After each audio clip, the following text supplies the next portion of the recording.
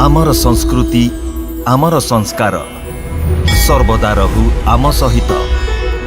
भारतर महान ग्रंथ आउ काव्यगुड़िकर संपूर्ण संकलन सब्सक्राइब करंतु तिलक। आपण थरकु थर मते डराउछंती। एपरि लागुची जेपरि गोटिए बालक फुंक मारी पर्वत उड़ेबाकू चेष्टा करुची।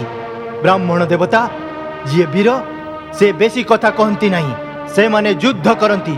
यह का पुरुषर लक्षण कि युद्ध करिबा परिवर्ते से निजर गुण गाई बड़ बड़ कथा कहती। विश्वामित्र, जदि एई उद्दंड बालकर रक्षा चाहो तेबे ताकू मो आखि आगरु नहीं जाओ।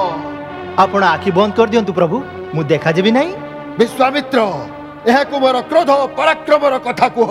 प्रभु, जदि रण पे आमको किए आमंत्रण दिए तेबे क्षेत्रीय धर्म अनुजाई आमे ता सहित अवश्य लड़बू।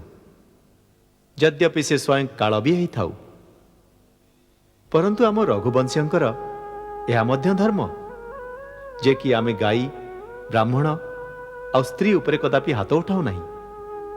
ब्राह्मण आम पई सर्वदा पूजनीय आउ तांकर सेवा करिबा आमर परम धर्म। तेबे प्रभु और सेवकों मध्य युद्ध किपरि संभव? आपणक सह आमर तुलना किपरि संभव?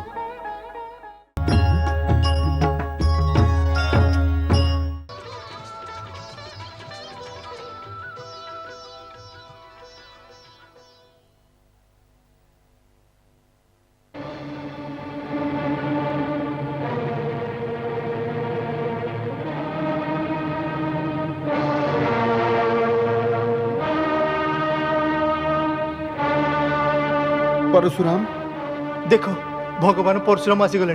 बहुत क्रोधित जड़ा पड़ुछंती। से कौन पुणी क्षत्रिय मानकर वध करिवे? नहीं नहीं, से इंद्र को वचन देइछंती से कदापि क्षत्रिय मानक ऊपर शस्त्र उठाइबे नहीं। चलो तांको नमस्कार करिबा, नहले से रागी जिबे। चलो चलो। मु उग्रसेन को पुत्र चित्रसेन भगवान परशुराम को प्रणाम करुछि।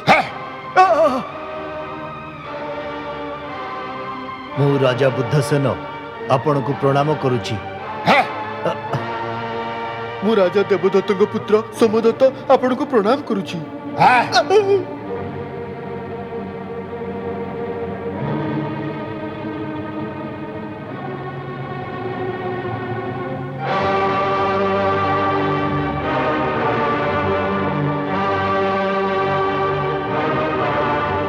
मु हर्षलोमान को पुत्र जनक भगवान परशुराम को चरण रे प्रणाम करुछि। कल्याणमस्तु।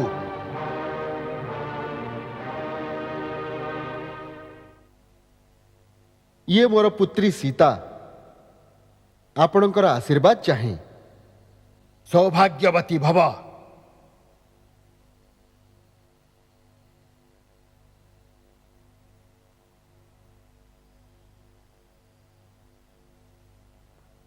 प्रभु, मिथिला रे आपणकर स्वागत। कल्याणमस्तु। अभिनंदन है जामदग्मे।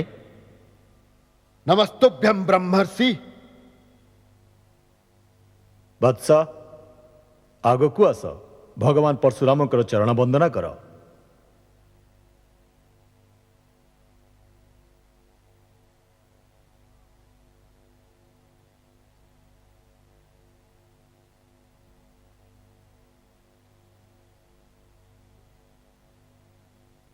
निजर परिचय देल नहीं तुम्हें दुहे।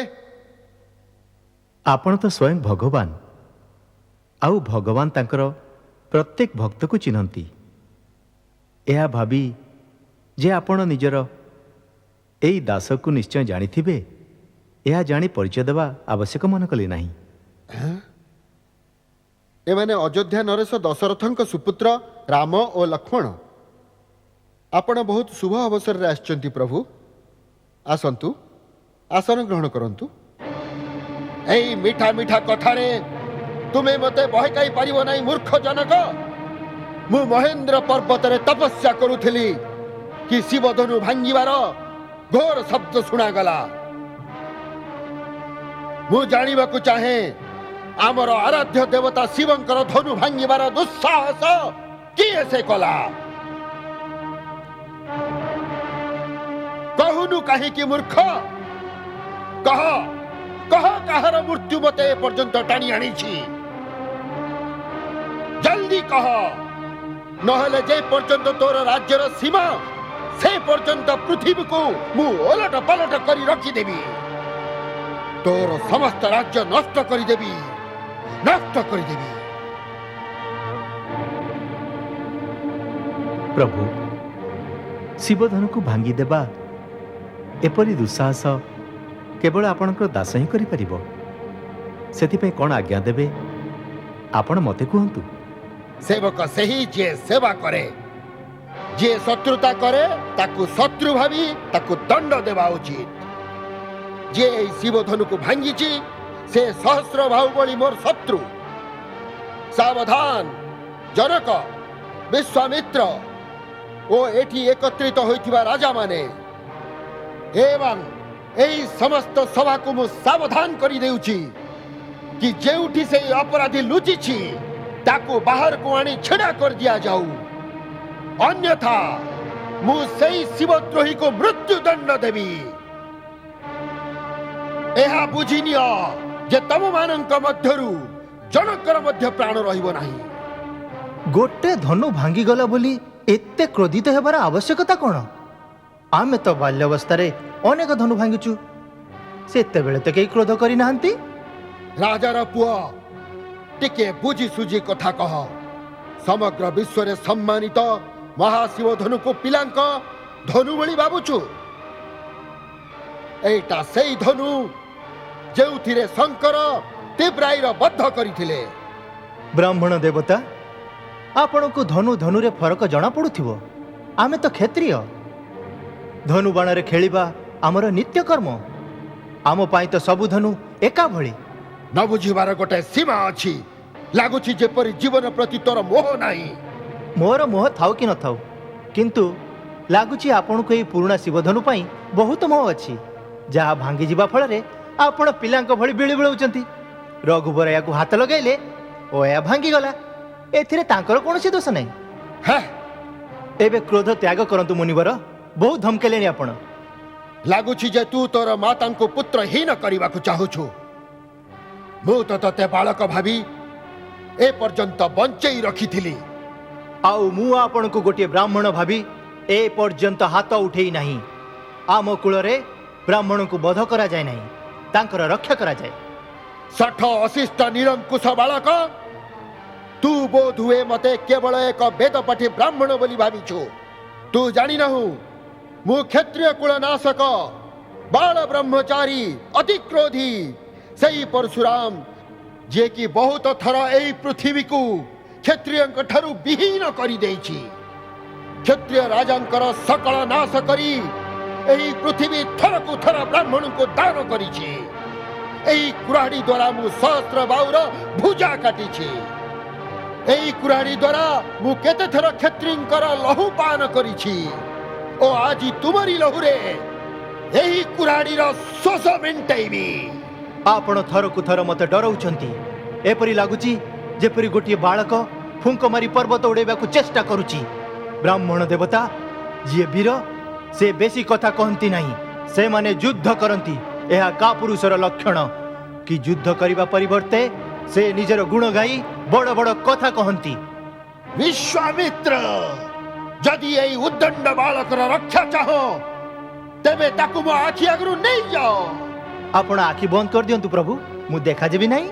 विश्वामित्र एहा को मोर क्रोध पराक्रमर कथा कुह निजर गुण गाथा एडे सुंदर बखाणुचंती जे अन्य कहार आवश्यकता ही नहीं।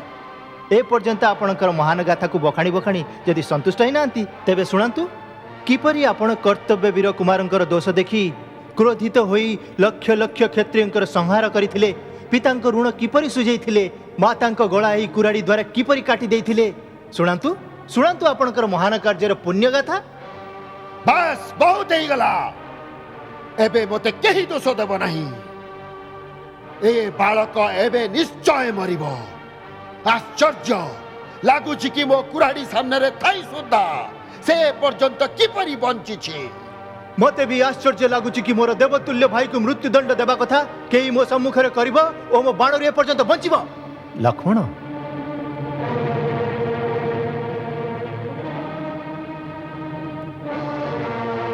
महामुनि, पिलांको दोषरे बड़ माने क्रोधित हुअंती नहीं।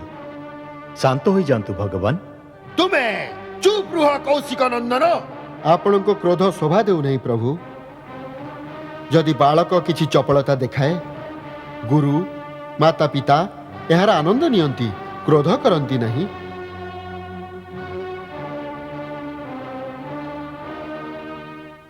भगवान, आपण तो सबु जानती।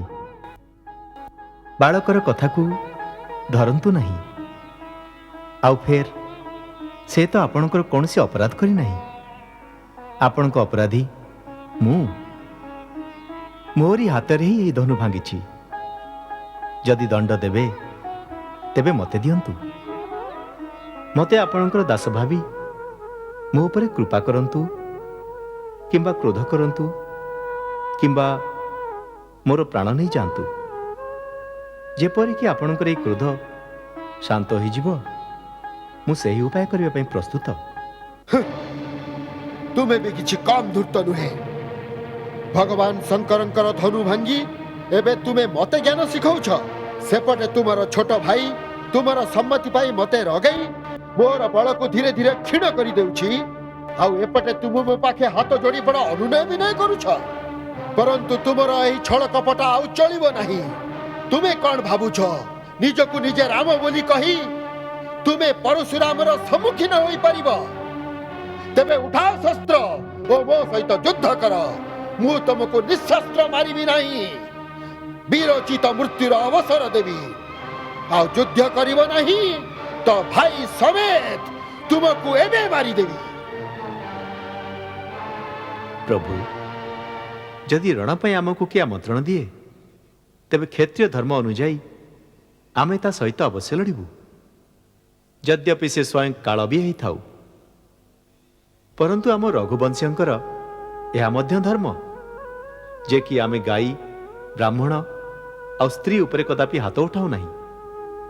ब्राह्मण आम पई सर्वदा पूजनीय, आउ तांकर सेवा करिबा आमर परम धर्म।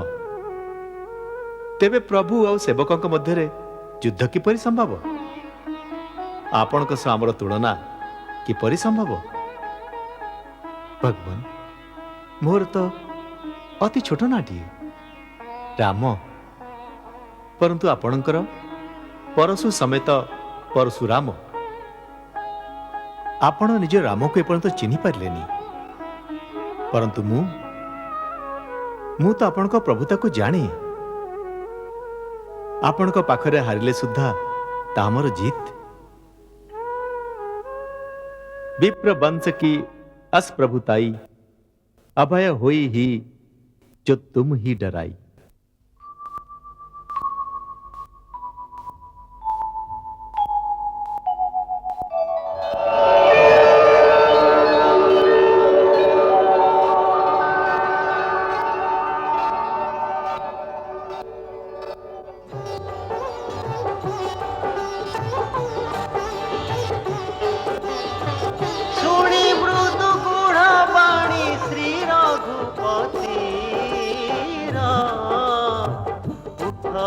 पटल परशुधर मतीर।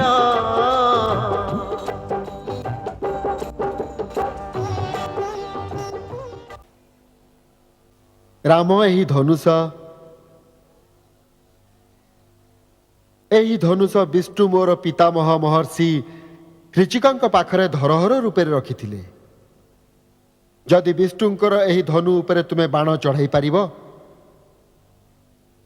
तेबे मोर संदेह दूर हो जिवो एवं मु तुमको चिन्हि पारिबी। राम परशुराम करु धनु ने टाणते चाप संदेह मिटाई। टाणते चाप संदेह मिटाई।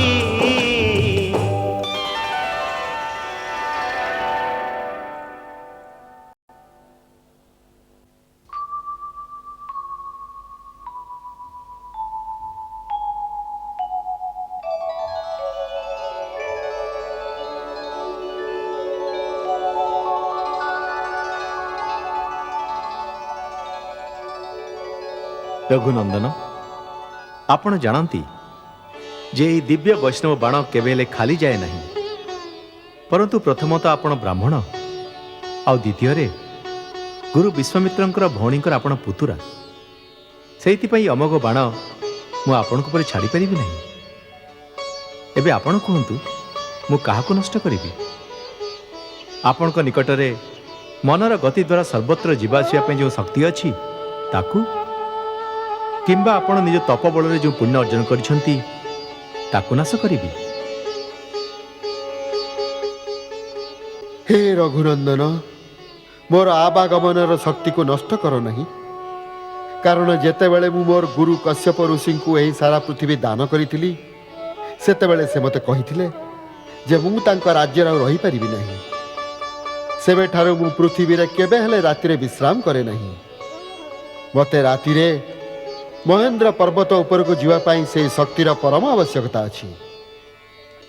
ପରନ୍ତୁ ଆପଣ ସେହି ଅମୋଘ ବାଣ ଦ୍ୱାରା ମୋର ସମସ୍ତ ପୁଣ୍ୟ ଲୋକର ନାଶ କରିଦିଅନ୍ତୁ, ଯାହା ସହିତ ନାଶ ହୋଇଯିବ ମୋର କୀର୍ତ୍ତି, ମୋର ଅହଙ୍କାର ଓ ଅହଙ୍କାର ଜନିତ ମୋର ସମସ୍ତ କ୍ରୋଧ। ରାମ, ଏହାକୁ ପୂର୍ବ ଦିଗକୁ ଛାଡ଼।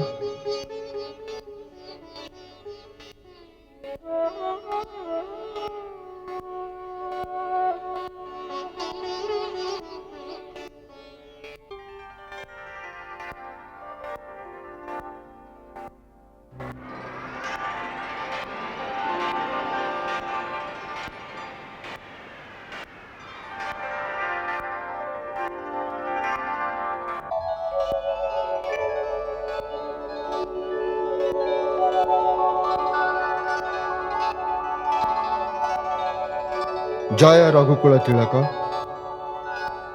ତୁମର ଜୟ ହେଉ।